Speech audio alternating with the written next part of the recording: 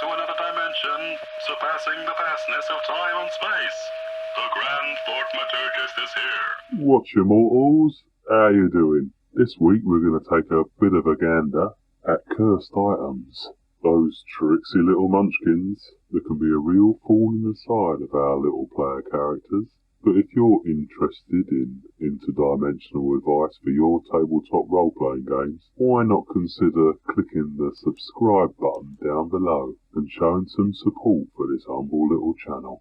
Now, we've been talking about magic items quite a lot lately, and we couldn't possibly talk about magic items without mentioning those cheeky little cursed items that can flummox and upset our player characters no end. I suppose the main thing to consider when it comes to creating cursed items is just what kind of cursed item they're going to be. Are they a mischievous item, such as a ring that when placed upon a finger covers the bearer in pink spots, or blue spots, or green, or perhaps all colours, just one after another, forever, or brings the bearer bad luck, such as an unlucky penny, which no matter how many times the bearer tries to lose the penny, it always returns to his pocket or pouch, and that little blighter means that perhaps once every session the GM can call for some disadvantaged roll in some fashion due to the penny's bad luck.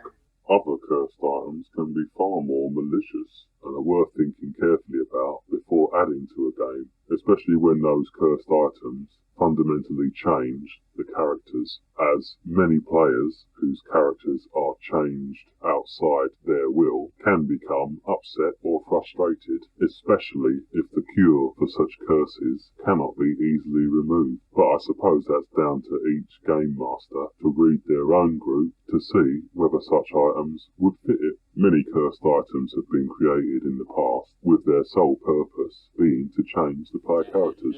There could be items of clothing which can physically change the wearer, and others that can change their characteristics, alignment, or more. These are the ones to be extra careful about, I think, but can also really add to a game if you have the right kind of group, and especially if you're running a more unforgiving campaign from the outset. Your players may well love that kind of thing, so it's not necessarily worth dismissing it. Generally, cursed items tend to be items that are unremovable, which is part and parcel of the curse itself. No matter how many times player characters try to discard items, they always tend to return to them to bring greater ill upon them for all time, until somehow they are confounded and released from the bearer. Before adding cursed items to your game, it's worth taking a moment to consider how player characters can negate such items. How can such an item be removed or cured? Such things may well involve a quest in itself to seek out the maker of an item. Perhaps it would need the blood of those that created it to release it from the poor little winkle it's attached to. Of course, that could mean a descendant of such a person, if such an item was created a long ago. But nevertheless, it could involve a bit of a journey to cure such affliction that has been cast upon them. Cursed or character-changing items can also exist in science fiction settings in the form of unknown, ancient technology. Perhaps there is technology that can graft itself to a human or similar form. One minute you're rooting around a derelict alien spaceship, and the next you've got some sort of weird alien appendage that you have no understanding of how to use. An unsuspecting crew of science fiction travellers could become the target of some kind of ancient symbiotic life form that decides to choose one of those members as its new host. Again, that could be a potentially drastic change for a player character and should be considered ahead of time. But things such as alien armaments may run off the life force of the wielder. Therefore, it needs to graft itself into the body of whoever wishes to use it. This could be considered a curse if that grafting effect alters the ability of that player character to perform other skills or tasks.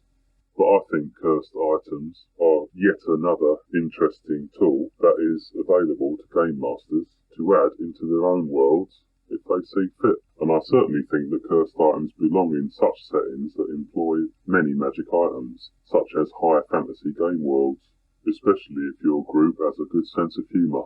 But as I say, it's certainly worth considering whether such items are malicious or just mischievous, and first and foremost, how it is that the player characters can relieve themselves from such cheeky little items.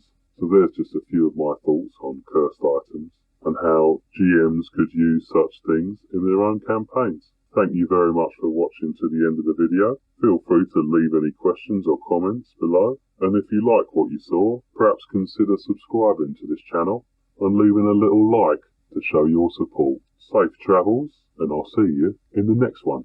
TTFN.